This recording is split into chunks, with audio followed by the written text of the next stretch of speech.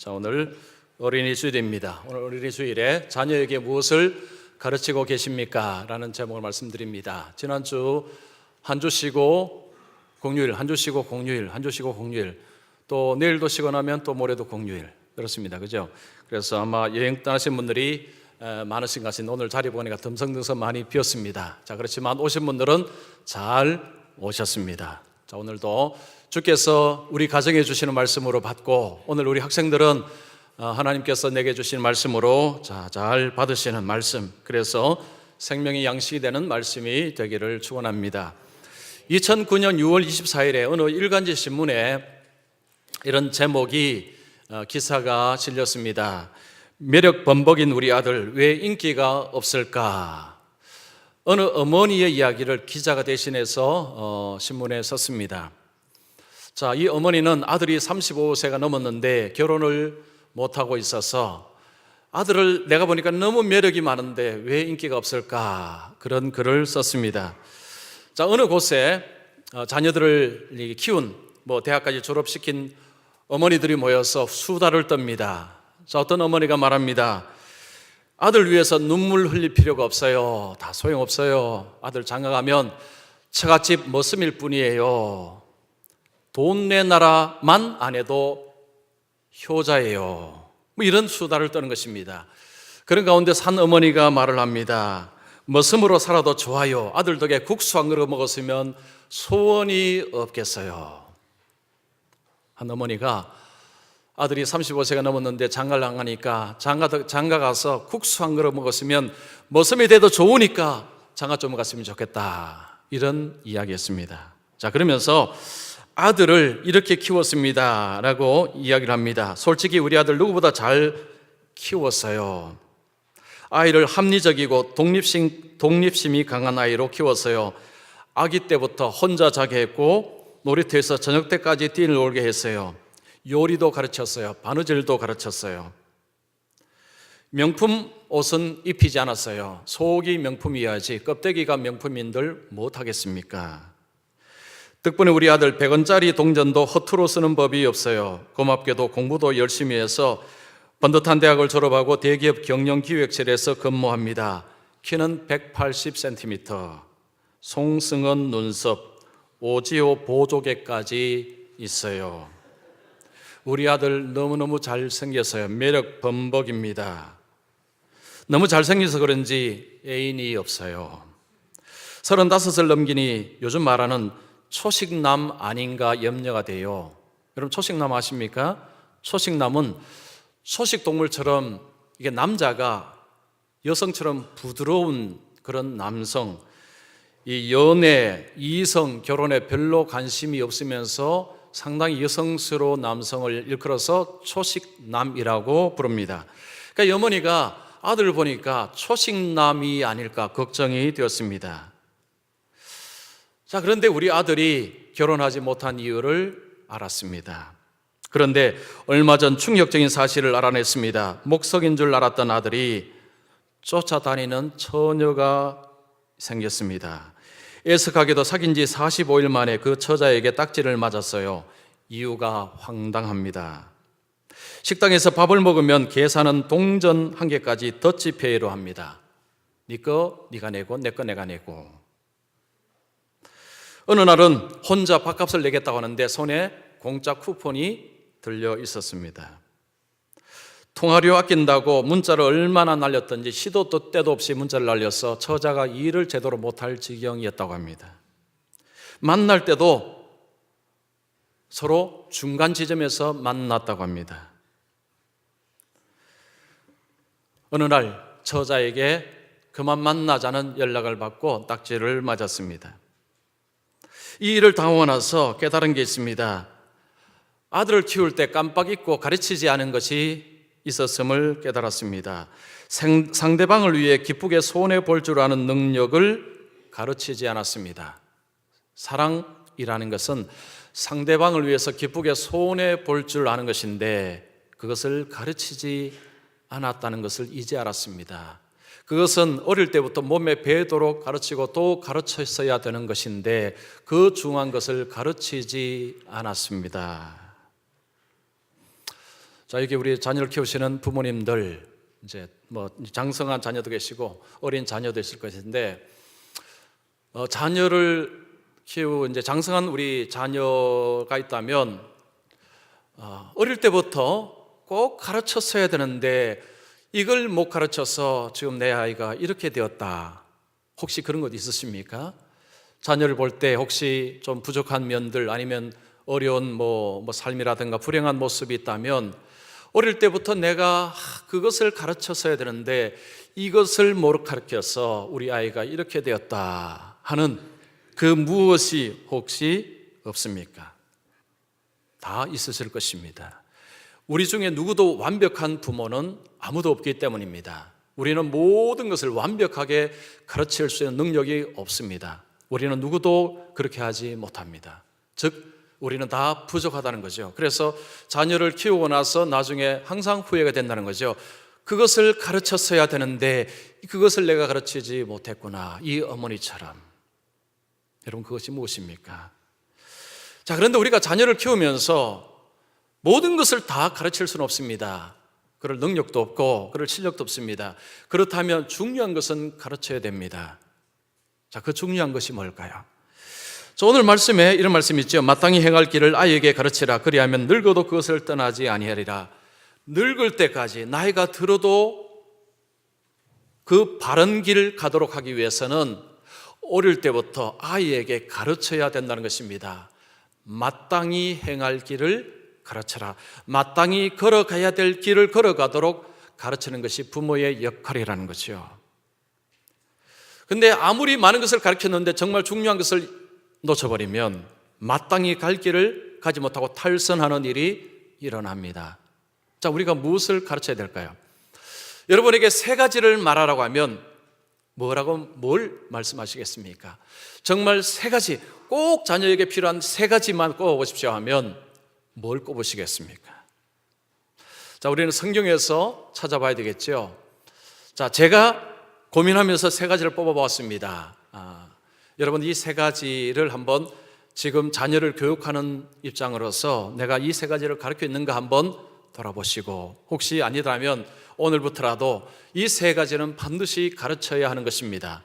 물론 다른 것들도 있지만 이 세 가지는 정말 중요한 것들입니다. 자, 첫 번째는 예수님이 유일한 구원자이심을 반드시 가르쳐야 합니다. 자, 자녀에게 첫 번째, 우선순위 첫 번째, 다른 것은 다 못 가르쳐도 이것만큼 그렇게 됩니다. 자녀에게 예수님이 유일한 너의 구원자이시다, 예수님만이 너를 구원할 수 있는 분이시다 라는 것은 반드시 꼭 마땅히 가르치셔야 합니다. 자녀가 공부를 잘하고 성공을 하고 출세를 하면 물론 좋겠지요. 부모에게 그것도 기쁨이고 자랑거리입니다.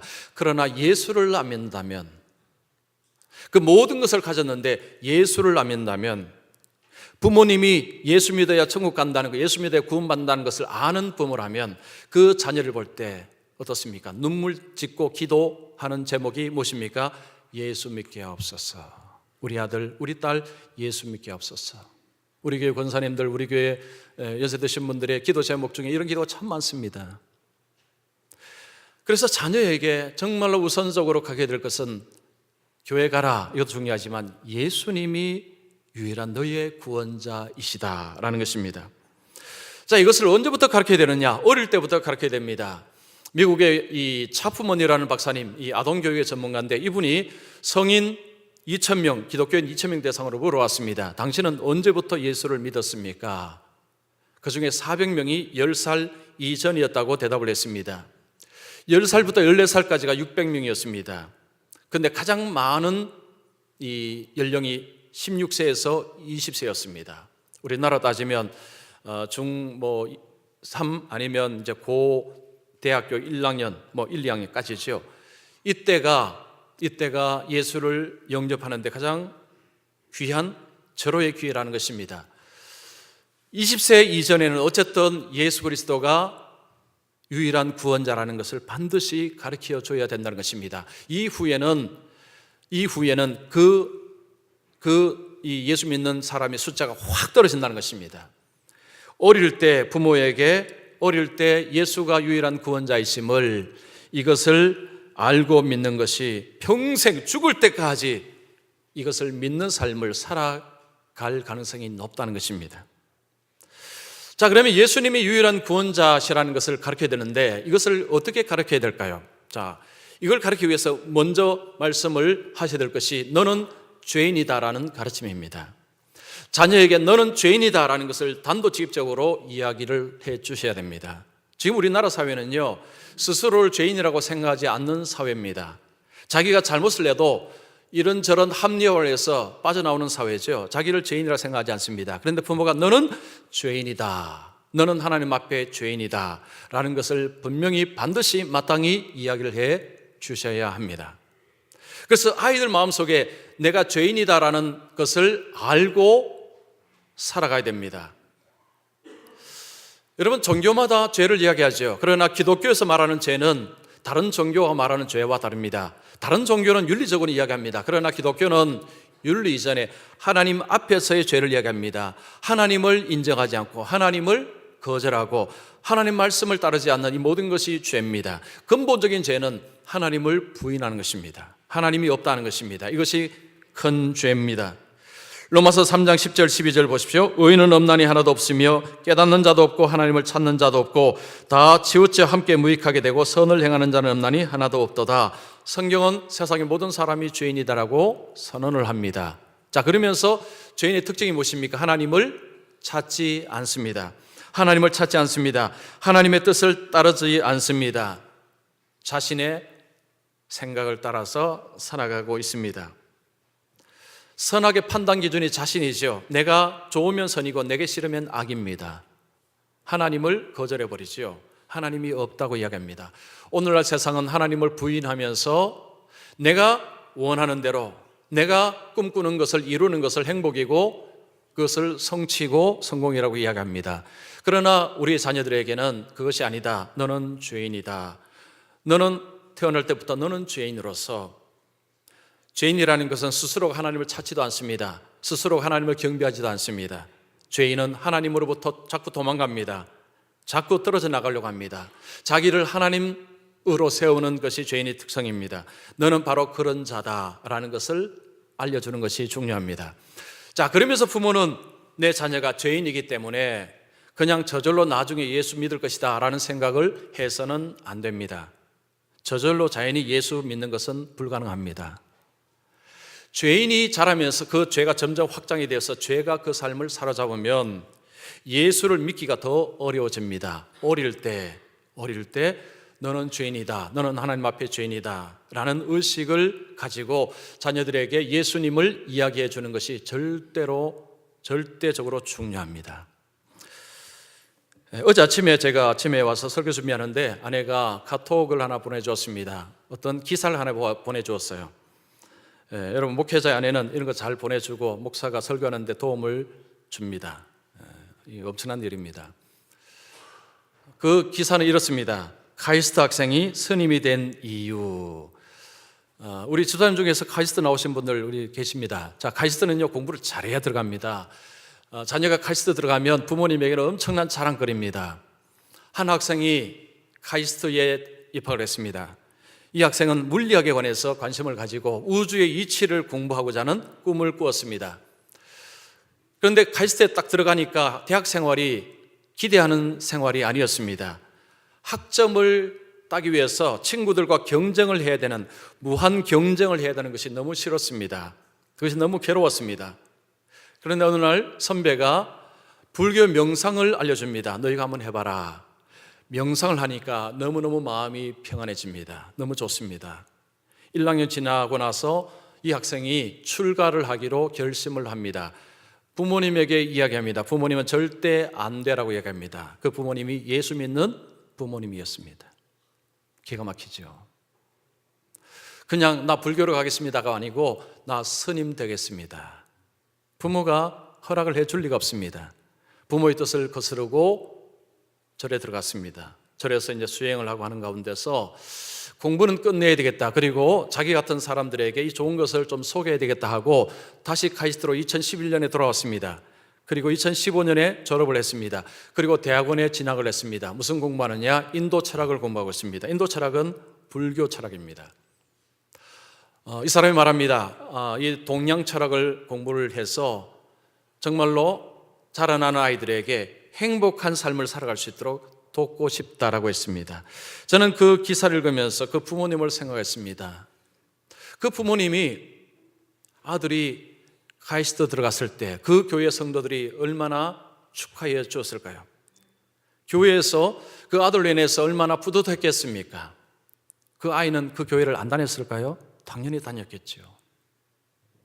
그런데 그 아이가 스님이 되겠다고 진짜 스님이 되어버렸습니다. 그 부모님이 겪을 고통이 어마어마하다는 것을 저는 일단 그부터 느껴졌습니다.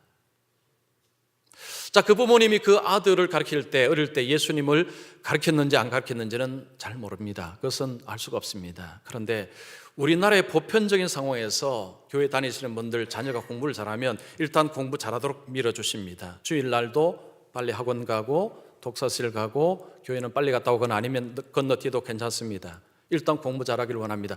신앙은 대학 가서도 나중에 신앙생활 하면 되고 일단 공부할 때에서 대학을 들어가고 그렇게 하는 것을 중심으로 삼는 것이 우리 일반적인 우리 한국교회 크리스찬들입니다. 이 부모님도 아마 그렇지 않았을까. 자녀가 공부를 잘했기 때문에 공부하도록 매진을 하는데 아마 신앙적인 부분은 소홀했을 가능성이 많습니다. 그런데 대학을 떡 들어갔는데 불교 명상을 하더니만 스님이 되겠다고 아예 그냥 출가해버렸습니다. 여러분, 이거 남의 이야기라고 생각하십니까? 남의 이야기가 아닙니다. 저희 이야기가 될 수도 있고 우리 여러분의 이야기가 될 수 있습니다. 스님은 아닐지라도 많은 학생들이 대학을 들어가면서 신앙을 떠나버립니다. 교회를 떠나버립니다. 미국에는 통계를 하면요, 많은 학생들이 대학을 떠나면서 교회를 떠납니다. 그러니까 대학이라는 사회가 자유가 있지만 지성으로 많은 것을 배우면서 기독교적인 것이 들어와 있지 않으니까 다른 것들이 들어와서 다 쫓아내버린 것입니다. 그나마 남아있던 조그만 지식도 다 그냥 쫓아내버린 것입니다. 그 안에 예수가 없으니까 세상의 지식들이 기독교적인 모든 것을 다 쫓아내버린 것입니다. 자, 죄인이라는 것을 아는 것이 왜 중요합니까? 죄인은 하나님의 진노를 받는다라는 것에 중요합니다. 여러분, 내 자녀일지라도 죄인이면 하나님의 진노를 받습니다. 죄인은 하나님의 진노를 받는 자입니다. 성경은 말합니다. 죄의 삭은 사망이요. 예수님이 십자가에서 진노를 받으신 것이 바로 죄인이 받는 진노를 예수님이 받으신 것입니다. 죄인으로 죄 문제가 해결되지 아니하면 누구든지 내 자녀일지라도 하나님의 진노에서 벗어날 수가 없습니다. 그래서 죄인이 무서운 것입니다. 죄인이라는 사실을 깨닫지 못하면 이 엄청난 것을 모르기 때문에 그냥 이렇게 열심히 살고 잘 살면 된다고 생각합니다. 그러나 어느 순간에 하나님의 진노가 그에게 쏟아 부어집니다. 그래서 이 죄 문제를 해결하도록 하기 위해서는 죄인이라는 것을 반드시 가르쳐야 합니다. 자, 이 죄 문제가 구원을 막습니다. 이 세상의 어느 종교도 구원을 이야기하지만 죄 문제 해결을 이야기하지 않습니다. 유일하게 기독교만이 이야기합니다. 다른 종교는 선하게 살아라, 착하게 살아라, 그러면 스스로가 구원한다고 이야기합니다. 누가 그런 법칙을 주었습니까? 누가 그런 말을 했습니까? 자, 성경은 그렇게 이야기하지 않습니다. 여러분, 로마서 5장 10절 말씀 우리 같이 읽습니다. 우리가 원수 되었을 때 그의 아들의 죽으심으로 말미암아 하나님과 화목하게 되었은즉 화목하게 된 자로서는 더 그의 살아나심으로 말미암아 구원을 받을 것이라. 여러분, 성경은 뭐라고 이야기합니까? 우리가 죄인이었는데 예수님께서 자신의 몸을 화목제물로 들으심을 통해서 우리의 죄를 씻으시고 우리가 받아야 될 진노를 예수님이 받으심을 통해서 믿는 자를 하나님과 화목되게 하셨다라고 이야기합니다. 굉장히 쉽습니다. 심플합니다. 복잡하지 않습니다. 선을 얼마든지 행하라 이런 이야기 없습니다. 예수를 믿어라. 예수님 너 때문에 십자가에서 하나님의 진노를 받았다. 너가 받아야 될 진노를 하나님이 받으셨다. 그래서 너는 예수를 믿기만 하면 그 진노에서 너는 자유롭게 된다. 이것이 기독교의 복음입니다. 세상에 많은 지식도 필요하죠. 그러나 이것 모르면 하나님의 진노에서 벗어날 길이 없습니다. 그래서 여러분, 우리 자녀에게 어린 자녀를 두신 부모님들은 이것을 반드시 가르치시고 100% 이해를 다 못할지라도 죄인됨과 죄인은 하나님의 무서운 진노를 받는다는 사실, 그러나 예수님이 십자가에서 내 죄를 대신해서 죽었다는 사실, 이것을 믿으면 죄의 문제가 해결되고 하나님 앞에 받아들여짐을 받아 구원받는다는 것, 이 심플한 것은 반드시 가르치셔야 합니다. 자, 두 번째입니다. 자녀에게 감사를 가르치라. 자, 우리 자녀에게 감사를 가르쳐야 됩니다. 데살로니가전서 5장 18절을 보십시오. 범사에 감사하라. 이것이 그리스도 예수 안에서 너희를 향하신 하나님의 뜻이니라. 범사에 감사. 범사라는 것은 늘 하나님께 감사하라. 하나님께 감사하라. 여러분 시편 보시면 여호와께 감사하라. 그는 선하시며 그 인자심이 영원하미로다. 여호와께 감사하라. 그는 선하시며 그 인자심이 영원하미로다. 이런 표현이 무려 30번 이상 나옵니다. 왜 이런 표현을 썼을까요? 하나님께 감사하라. 18세기 윌리엄 로라는 목사님이 사람들에게 물었습니다. 당신은 어떤 사람이 성인이라고 생각하십니까? 성자라고 생각하십니까? 기도 많이 하는 사람입니까? 금식하는 사람입니까? 헌금 많이 하는 사람입니까? 아니요, 아닙니다. 여기에 포함되어 있지 않습니다. 감사하는 사람이 진짜 성자입니다. 왜냐하면 감사하는 사람은 하나님의 은혜를 알고 하나님께 찬송할 준비가 이미 되어 있는 사람이기 때문입니다. 여러분 그렇습니다. 여호와께 감사하는 사람은 그 자리에서 하나님을 향해서 마음으로 찬양할 준비가 되어 있는 사람입니다.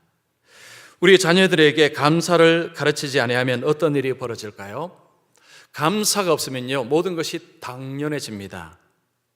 부모가 밥을 먹여주는 것도 당연하고, 부모가 옷을 사줘도 당연하고, 부모가 공부를 시켜주는 것도 당연합니다. 우리 여학생들 있지만요, 그냥 이게 다 당연해요. 뭐 당연히 부모가 다 시켜주는 것 아니냐. 감사가 없으면 모든 것이 당연해 버립니다. 이것을 심리학자들은 당연심리라고 부릅니다. 감사가 없는 사람은 당연심리가 그 속에 자리를 잡습니다. 그러면서 줄줄이 사탕으로 따라오는 것이 불평과 원망입니다. 당연한 것이 깨지면 그 자리에 뭐가 들어오느냐? 불평과 원망이 그 자리를 차지합니다. 당연한 것이 없으면요, 즉 부모가 당연히 내게 옷을 사줘야 되는데 옷 사달라는데 옷을 안 사주잖아요. 그러면 원망, 불평이 입에서 나온다는 이야기입니다. 그래서 당연 심리가 굉장히 위험하다는 거죠. 하버드 대학교 심리학자들이 조사를 했습니다. 불평을 많이 하는 사람들을 조사해 보니까 왜 이들은 불평을 많이 할까? 이유가 있었습니다. 사물을 볼 때 그것만 유심히 지적을 하더랍니다. 안 좋은 것만 본다는 거죠. 그러나 감사하는 사람 특징이 무엇입니까? 좋은 것을 봅니다. 똑같은 것을 보는데 불평을 하는 사람은요, 안 좋은 것만 골라냅니다. 그러나 감사하는 사람은 좋은 것을 찾아냅니다. 이 차이더라고 했습니다. 자녀가 감사를 모른다, 감사를 할 줄 모른다, 감사를 가르치지 않으면요, 모든 것이 당연할 뿐만 아니고 조금만 자기 마음에 안 들어도 불평, 원망이 쏟아나오고 부모 탓입니다. 엄마 아빠가 왜 이렇게 안 해줬어? 내가 이렇게 불행하게 되었다. 모든 것을 부모 탓으로 돌립니다. 예일 대학의 리턴 교수라는 분이 이런 이야기 했습니다. 미국 젊은 세대의 당연 심리가 미국을 망하게 하고 있다. 제가 책에서 읽은 것입니다. 여러분, 미국은요, 이 엄청나게 사회 보장 잘된 나라입니다. 제가 미국에서 10년 이상을 살아봐서 알고 있습니다. 우리나라하고는요 정말 많이 다릅니다. 왜? 가능하면, 그죠? 미국에서 살 수 있으면 미국에서 사는 것이 사실은 여러 가지 면에서 혜택이 많습니다. 미국에서는요, 아프잖아요. 돈이 없어도 일단 가면 고쳐줍니다. 우리나라는 그렇지 않습니다. 우리나라는 돈 안 내면 안 고쳐주죠. 미국은 일단 고쳐주고 평생 돈을 나누어서 내려갑니다. 한 달에 2만 원 돼도 좋으니까 평생 죽을 때까지 병원비를 내십시오. 그러다 어느 시점이 되면요, 그거 다 또 감해줍니다. 돈이 없으면요, 또 나중에 감해줘 버립니다. 실업수당 좋습니다. 아이들이 미국에서 태어나면 모든 것이 다 갖춰져 있습니다. 그러다 보니까 미국 아이들이 당연 심리가 깔려있다는 것입니다. 조금만 불편해도요, 견디지를 못합니다. 입에서 금방 험한 말이 나옵니다. 즉각적인 뭔가를 해결해 주지 않으면 감당을 못합니다. 그래서 미국에는 마약이 정말 심각합니다. 특별히 대학에서 마약은 어마어마하게 심각합니다. 마약 동성의 특징이 무엇입니까? 즉각적인 쾌락을 준다는 것입니다. 인내하고 참고 불편을 참는 것에 익숙하지 않습니다. 모든 것이 당연하게 다 갖춰져 있으니까 조금만 불편해도 감당을 못 해냅니다. 짜릿한 것을 찾습니다. 그것이 마약이고 동성애입니다. 이것이 미국을 망하게 했다는 것입니다. 우리나라는 어떻습니까? 우리나라도 비슷한 전철을 밟고 있습니다. 여러분, 부잣집의 자녀가 효도를 할까요? 가난한 집의 자녀가 효도를 할까요? 물론 단독적으로 이거다 저거다 말하기 어렵지만 확률적으로는 가난한 집의 자녀들이 효도를 더 한다는 것이 일반적으로 하는 이야기입니다. 왜 그렇습니까? 부잣집의 자녀는 모든 것이 당연합니다. 다 당연해요. 그래서 부모님에 대한 고마움이 없는 것입니다. 자, 자녀에게 감사를 가르쳐 줘야 되는데 그러면 어떻게 가르쳐 주시겠습니까? 어떻게 가르쳐 주겠습니까? 좋은 방법을 가르쳐 드리겠습니다. 부모님이 먼저 하나님 앞에 감사하시면 됩니다. 가정에서 하나님 앞에 부모님이 하나님 앞에 감사하시면 자녀들이 그것을 보고 배웁니다. 만약에 자녀가 학교에 입학을 내고 좋은 성적을 얻었습니다. 하나님의 은혜다. 하나님께서 은혜를 베푸셨구나. 우리 하나님께 감사하자. 만약에 실패를 했습니다. 시험에 실패를 하거나 했으면 하나님께 감사하자. 하나님께서 너를 크게 쓰시기 위해서 이런 실패를 통해서 아픔을 경험하게 하시는구나. 세상의 위대한 인물들은 다 실패를 통해서 약한 자들의 아픔을 공감하는 자들이 위대한 지도자들이 된단다. 너가 만약에 실패를 하지 않고 성공만 했다면 너는 위대한 지도자로 설 수가 없단다. 하나님이 너를 크게 쓰시기 위해서 이런 실패도 경험하게 하시는구나. 다시 마음을 잡고 일어서라. 하나님이 도우실 것이다. 여러분, 부모님이 옆에서 그렇게 이야기하면 자녀 입장에서는 그런데 정말 그렇구나. 그래서 부모님이 그런 모든 것을 통해서 하나님께 감사를 해나가면 자녀들이 그것을 들으면 어떻습니까? 감사가 귀에 익숙해지죠. 그러면 그것을 통해서 자녀도 감사하는 것이 어렵지 않습니다. 그런데 한 가지 빠진 것이 있습니다. 말로만 하시면 안 됩니다. 자, 하나님 감사합니다. 말로만 하시지 말고요. 헌금을 하셔야 돼요. 헌금. 제가 이거 헌금 강조하는 게 아닙니다.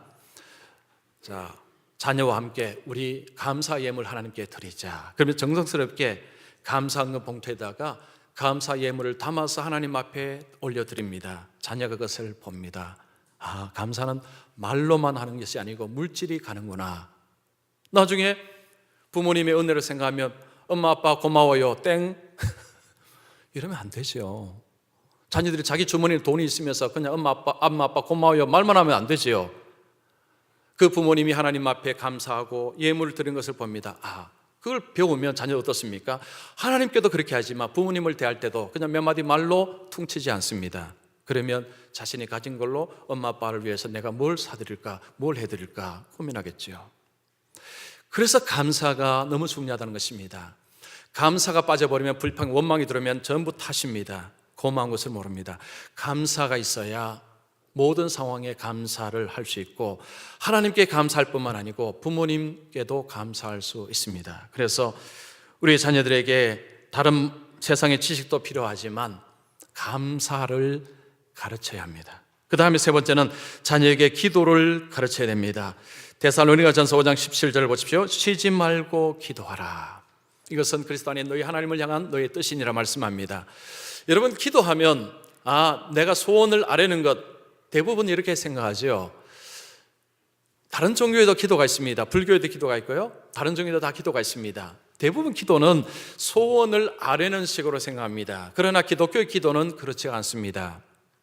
그런데 저는 참 안타까운 게 어떤 교회 가면 피요라든가 아니면 말씀하실 때 여러분 기도하시면 됩니다 라고 이야기하는 거 보면 저는 너무 안타깝습니다. 왜냐하면 성경적이지 않습니다. 그건 성경이지 않아요. 여러분 기도하면 다 됩니까? 아니지 않습니까? 왜 그런 걸 가르치는지는 모르겠어요. 자녀들에게도 그렇게 가르치면 자녀들이 나중에 교회를 떠나버립니다. 왜냐? 기도해도 안 되니까요.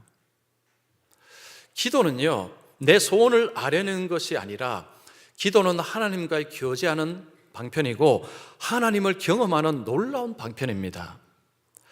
기도를 통해서 내 소원만 잔뜩 아뢰고 그냥 그걸로 끝난다면 여러분 신앙생활은 불교인이나 다른 종교와 별 차이가 없습니다.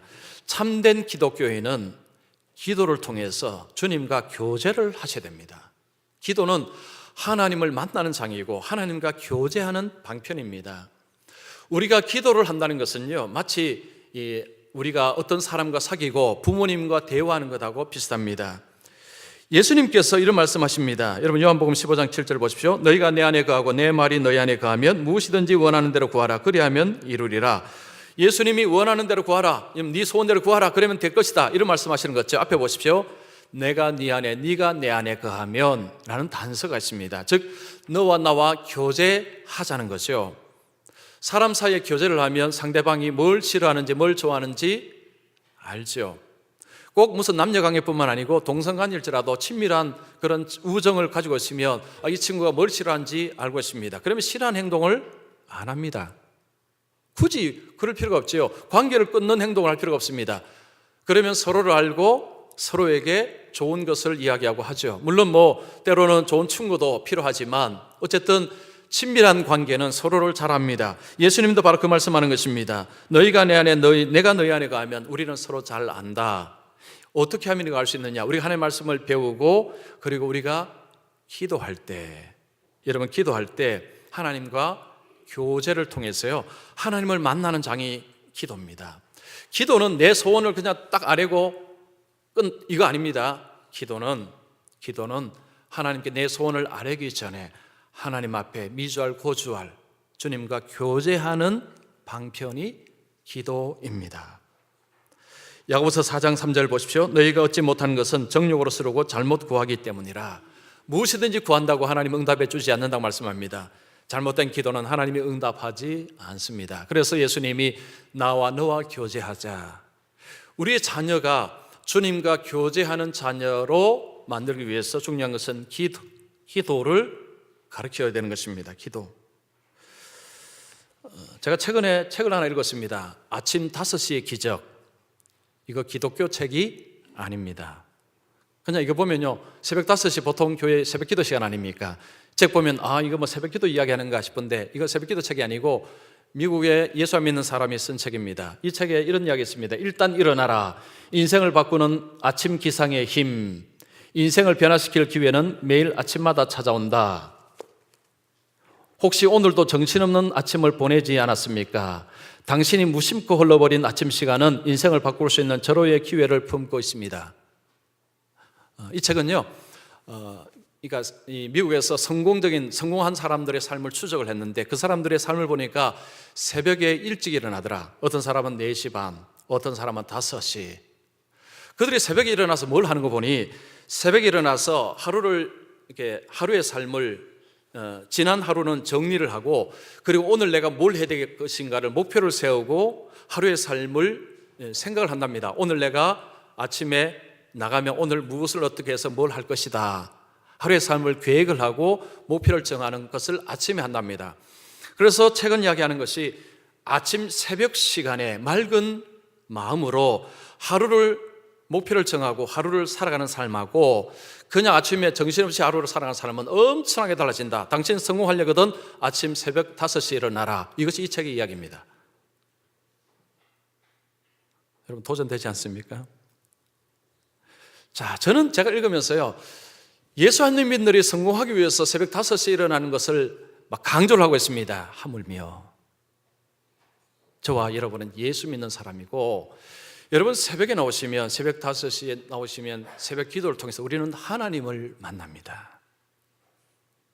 그냥 나 혼자 인생을 묵상하는 게 아니고요 하나님을 만나는 시간이고 하나님과 교제를 통해서 오늘 하루의 삶을 하나님과 대화하고 의논할 수 있습니다. 제 이야기 한번 해보겠습니다. 저는 새벽에 나오면 제가 이제 새벽 기도 인도하기 전에 새벽 기도를 위해서 새벽 기도를 인도하고 나면 저는 그때부터 미잘고잘 하나님과 이야기를 합니다. 그렇다고 하나님이 제 이야기에만 딱 응답하고 그런 이야기는 아닙니다. 하나님 오늘 제가 이걸 해야 되는데 오늘 제가 어떤 사람을 만나야 되는데 하나님 그 사람을 만났을 때 용기 주는 말, 위로하는 말, 그를 세우는 말을 할 수 있도록 이 입술을 붙잡아 주시옵소서. 이번 주에 어린이 주일입니다. 어린이 주일을 설교해야 되는데 1년마다 돌아오는 어린이 주일 너무너무 힘듭니다. 하나님 이번 주는 뭘 설교를 하면 좋겠습니까? 하나님 알려주시옵소서. 제 자녀들 위해서 기도합니다. 하나님 미국에 있는 우리 아들 하나님 공부를 잘하기보다는 하나님을 알고 하나님의 은혜를 알고 하나님을 사랑하는 아이가 되게 하옵소서. 그리고 하나님이 그에게 주신 인생의 삶의 목적을 따라 살아가는 아이가 되게 하옵소서. 딸도 마찬가지입니다. 매일 아침 제가 새벽에 나오는 아침은 그 기도를 합니다. 그래서 저에게 기도는요 제가 무슨 아들 잘 되게 해달라 우리 교회 크게 해달라 이런 기도는 없습니다. 그냥 하나님과 교제하는 거죠. 근데 저는 이 가운데서요, 하나님의 일하심을 저는 엄청나게 경험을 하고 있습니다. 물론 제가 큰 목사도 아니고 그렇기 때문에 그게 뭡니까? 라고 말하면 참 말하기는 쉽진 않지만, 그러나 삶 속에서 소소하게 하나님의 인도하심.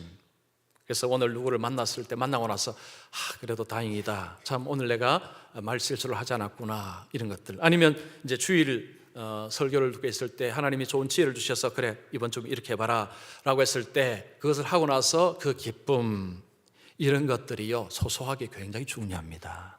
이게 뭐냐면 하나님을 경험하는 것입니다. 언뜻 소원을 내가 어느 대학에 들어가기 앞서서 그 뚝 들어가고, 여러분 이런 거는 이야기하지 마십시오. 그거는 다 빼셔야 됩니다. 날마다 소소하게 임하시는 하나님의 은혜로 인해서 감사하고 거기서 힘을 얻고, 이게 어디서 오느냐? 하나님과의 교제 속에서 온다는 것입니다. 우리의 자녀가 공부도 잘하는 건 물론 중요합니다. 그런데 하나님과 그 교제를 통해서 그렇게 살아간다면, 여러분 부모님 그 자녀를 위해서 걱정하실 필요 없습니다.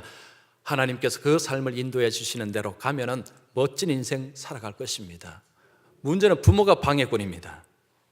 부모가 방해꾼이에요. 부모가 다 잘라버리죠. 너 이렇게 저렇게 교육하지 마, 다 잘라버리니까 하나님 인도하신 부모가 다 맡고 있습니다. 제가 볼 때 우리나라 부모들이 많이 맡고 있어요. 크리스찬 부모들도 마찬가지입니다. 하나님께 맡겨드리지 못합니다. 부모가 내가 해야 되는 것처럼 생각하는데 아닙니다. 내가 하면 망칩니다. 하나님께 돌려드려야 되죠. 그래서 자녀가 하나님 앞에 기도할 수 있도록 하는 중요한 방법은 부모가 먼저 기도하는 것입니다. 부모가 기도하셔야 돼요. 새벽에 나오셔서 기도하셔야 됩니다. 힘드셔도 세상에 성공하는 사람은 새벽에 일찍 일어난답니다. 여러분 하나님 앞에서 성공적인 삶을 살고 하나님의 도우심을 받기 위해서는 새벽에 일찍 일어나서 주님 앞에 오늘 주님 한날의 삶을 도와주십시오. 제 힘으로는 안 됩니다. 오늘도 주와 함께 하시면 내가 이길 수 있습니다. 해보시라는 거죠. 육신의 질병 때문에 아니면 다른 이유 때문에 못하시면 그건 참 또 전역하시면 되고, 그러나 할 수만 있다면 해보십시오. 하시고 이야기하십시오. 안 하시고 이야기하지 마시고. 우리의 자녀가 하나님 앞에 기도할 수 있는 사람이 된다면 여러분 부모님 걱정 안 하셔도 됩니다. 그냥 두셔도 하나님이 인도하시면, 야, 하나님이 저렇게 멋지게 만드실 줄 나는 몰랐네. 나중에 다 그 고백하십니다.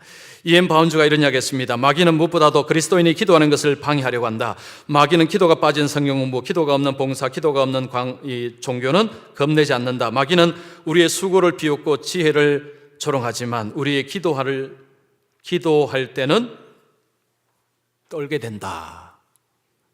기도도 그냥 하나님 이거 해주세요 저거 해주세요 기도는 마귀도 떨지 않습니다. 그러나 주님과 교제하면서 하나님의 인도하심을 따라서 그렇게 나가면 마귀도 무서워한다는 거죠.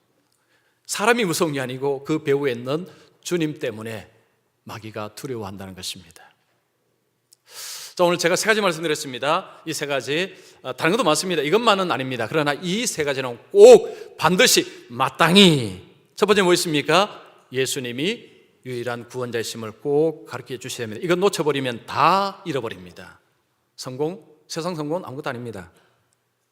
두 번째, 감사합니다. 감사 모르면 부모도 하나님도 없습니다. 감사해야 부모님도 하나님도 알고 은혜도 압니다. 마지막에 세 번째, 기도입니다. 기도는 하나님을 경험하는 방편입니다. 기도를 통해서 하나님을 경험해야 이 험한 세상의 풍파들, 유혹들을 이겨낼 수 있습니다. 세상의 지식이 만만하지 않습니다. 제가 책을 좀 많이 읽습니다. 읽는데 읽어보면요, 내가 예수 모르면 교회 안 다니겠다 생각 많이 합니다. 그만큼 세상의 지식이 만만치 않습니다. 그러나 예수님을 만나고 나면 그 어떤 지식도요 다 방어낼 수 있습니다. 저는 그거 다 방어낼 수 있습니다. 그만큼 우리가 하나님 안에서 하나님을 만나고 하나님을 경험한다는 것이 이거 정말 무서운 힘이라는 것입니다. 자녀가 이렇게 무장이 될 때, 그죠? 이 세상에서 이겨낼 수 있고, 그리고 중요한 것은 하나님 앞에 영광스럽게 쓰임받을 수 있습니다. 그래서 여러분 자녀를 위해서 늘 기도하시지만 이 3가지를 늘 자주 이렇게 말씀해 주셔서 자녀가 믿음 가운데서 멋지게 아름답게 성장하며 주님 앞에 쓰임받기를 축원합니다. 기도하겠습니다.